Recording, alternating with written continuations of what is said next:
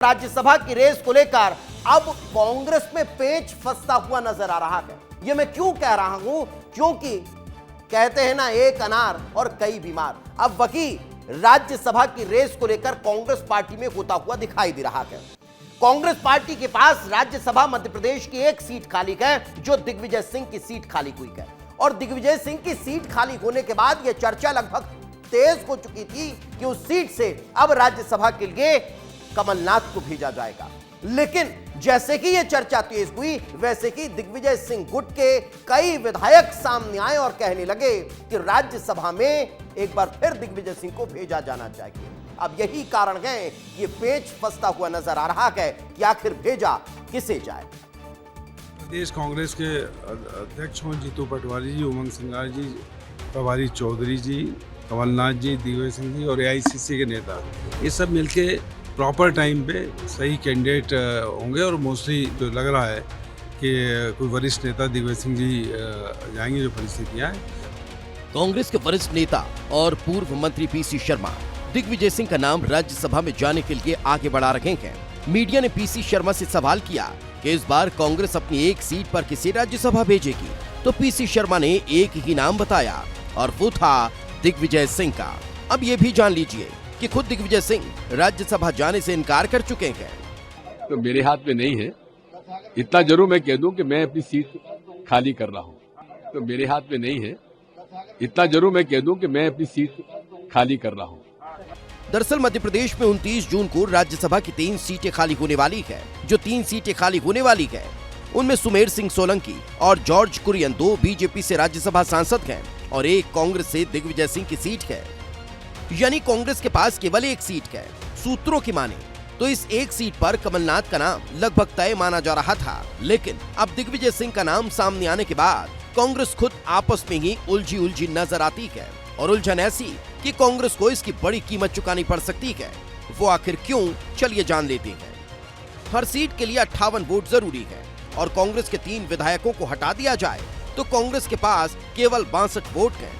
ऐसे में cross voting से कांग्रेस के हाथ से राज्यसभा की एक सीट फिसल सकती है। बीजेपी 2 सीट तो आराम से जीत रही है। इसके अलावा भी बीजेपी के पास 50 एक्स्ट्रा वोट हैं। कांग्रेस के 3 वोट वैसे ही बिगड़ चुके हैं और अब अगर 2 उम्मीदवार उतारे गए तो फिर कांग्रेस की नैया कैसे पार होगी, वो केवल कांग्रेस की जानती है। अब यदि देखिए, इतना लंबा समय 2 टर्म दे चुकी है, तीसरे टर्म के लिए पार्टी की क्या मजबूरी होगी कि वो चुनाव में उनको फिर से टिकट देना चाहिए। समर्थक तो हमेशा चाहते हैं कि उनका नेता सर्वोच्च पद पर बैठा रहे। ये समर्थकों की बात नहीं है, दूसरे नेतृत्व की भी बात है जिसे मौका नहीं मिलता। कुल मिलाकर पेंच अटका गए 7 से 8 वोटों पर। खैर, क्या होगा वो तो पता लग ही जाएगा, लेकिन चुनाव से पहले सियासी सरगर्मी बढ़ चुकी है। कांग्रेस की सारी सभाएं बिगड़ी हुई हैं, उसमें से राज्यसभा भी बिगड़ी हुई है। कांग्रेस के अंतर्गत इतना अंतर्द्वंद है, इतना आपसी में मारकाट है, इतना एक दूसरे को नीचा दिखाने की कंपटीशन वहाँ पर चल रही है।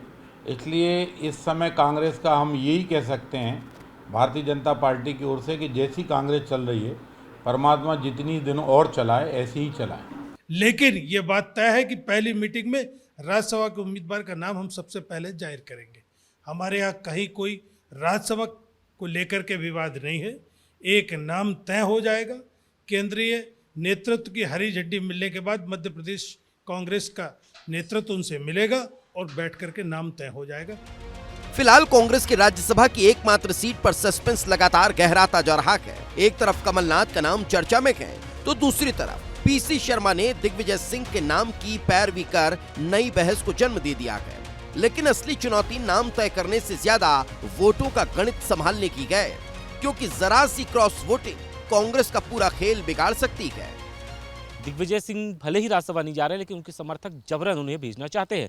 पीसी शर्मा भी एक ऐसे ही नेता है जो दिग्विजय सिंह के करीबी है।